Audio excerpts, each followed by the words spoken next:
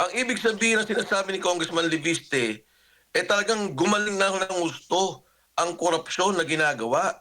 Nasimula pa lang, doon pa lang sa pagbibigay ng budget ng Pangulo, nakapasok na lahat ang mga sinasabing pork barrel, nakapasok na ang pondo.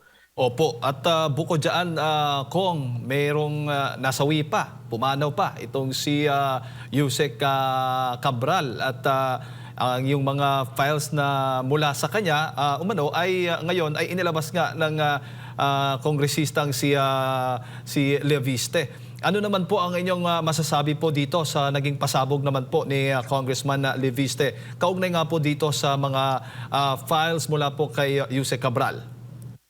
Alam nyo, nung siguro December, November of last month, nag-usap na kami ni Congressman Leviste. At doon sa aming pag-usap ni Congressman Leviste, nabanggit niya na sa akin yung files na ibinigay o nakuha niya kay Yusek Cabral.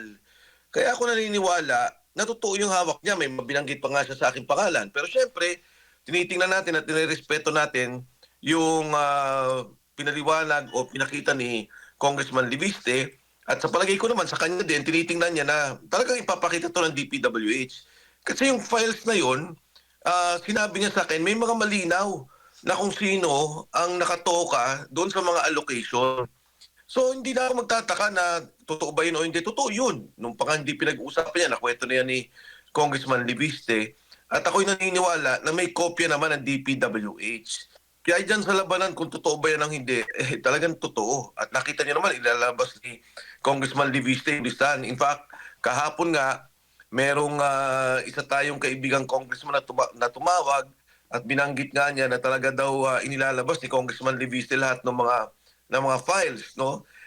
Sabi ko nga, at siguro makakausap ko naman si Congressman Leviste na siguro dahan-dahan niyang ilabas, no? Para makita talaga, iba niya na, ginawa niya naman niya yung buo, pero yung talagang pag-a-analyze kung sino napunta, magkano napunta, dahan-dahanin niya to para makita ng taong bayan. Pero ang problema, Kong Mike, ay ang sagot naman ng mismong DPWH Secretary ay yung mga kopyang hawak ngayon ni Congressman Leviste ay hindi pa daw authenticated. Ano naman po, papaano naman po yun makaka-apekto dito sa mga expose na sinasabi nga po ni Congressman Leviste?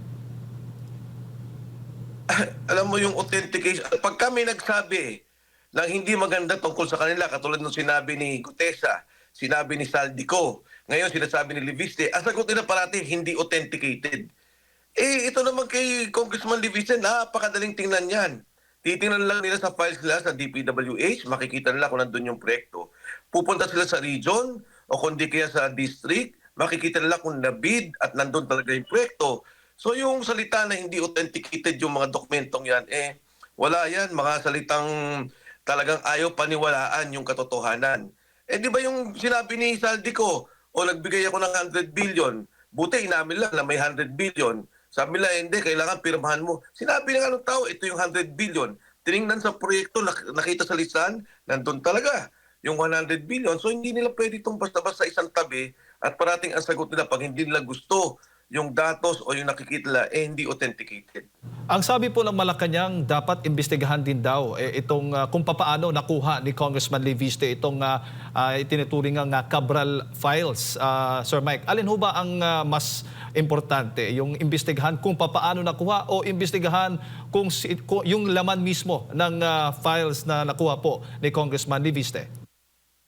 Alam mo, Jade Admar, yung binabanggit ni Congressman Leviste at napakatapang ng ginagawa ng batang yan, napakalaking bagay sa ating bansa. Papaliwanag ko, yung on average, ang lumalabas dyan sa hawak niyang dokumento, ang bawat kongresista tumatanggap ng 2 bilyon.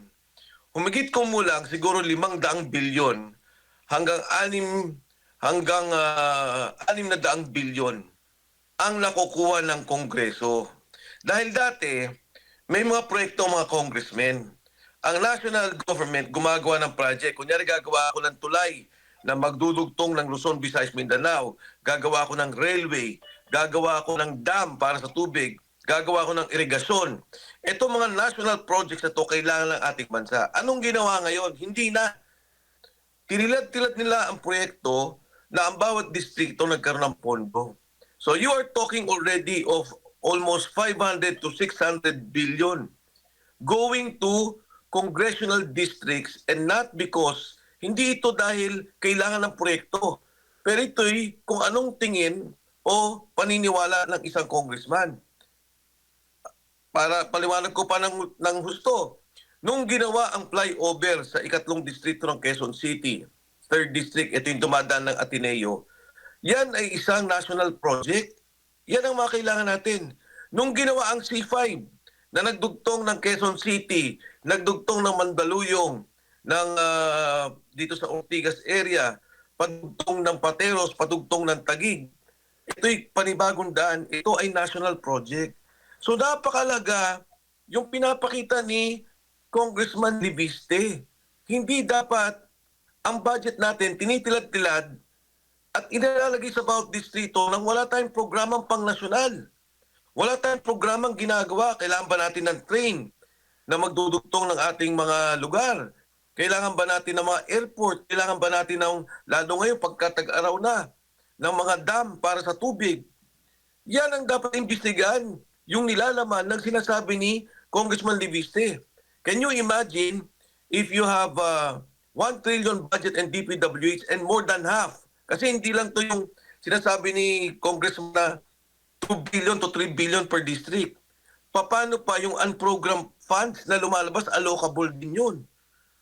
Ngayon, sa budget ngayon na 2026, ang sinasabi 300 billion na naman ang unprogrammed.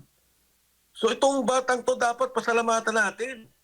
Itong batang to dapat bigyan nila ng award dahil nakita niya kaagad na may ganitong ginagawa at kailangan nating hintuin.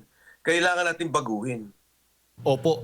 At malinaw din, Sir Mike, sa mga expose ni Congressman Liviste na doon pa lamang sa NEP ay makikita na nating may insertions na o may sinatawag nga silang allocable na itong mga kongresista o mga mambabatas bago pa i-transfer doon sa Kongreso para sa mga series of hearings, Sir Mike.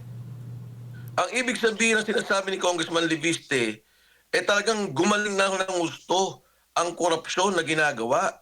Na simula pa lang, doon pa lang sa pagbibigay ng budget ng Pangulo, nakapasok na lahat ang mga sinasabing pork barrel, nakapasok na ang pondo.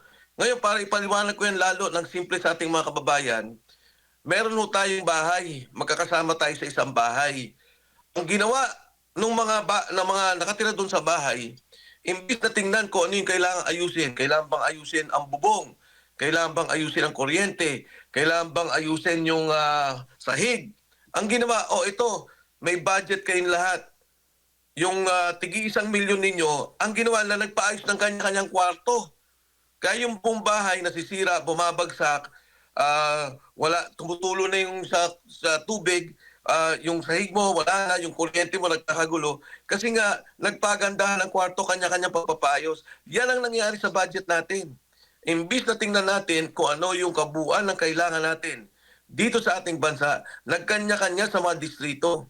Alam mo, napaliktad. Dati, ibibigay ng presidente ang budget, titingnan mo, yung distrito ko ba lugi dito, yung ospital ko ba na iayos, yung mga kailangan ko bang classroom na ilagay na tama ba, kulang kami. Ganon yung usapan dati, ngayon hindi. Ilalagay na yung budget, ang national government na tumitingin, okay, na ilagay ba to, inilagay ba yan? Yan ang naging problema. Kaya tingnan mo, Jade at saka Admar, pati yung mga tinatawag natin foreign assisted, ito yung malalaking proyekto, na malalaking highway, kung ano man, yan yung tinanggalan ng pondo. Yan nga yung mga kailangan eh. Batay nga sa aral, ito yung mga pangunahing infrastruktura na kailangan natin para may ayos natin yung ating bansa.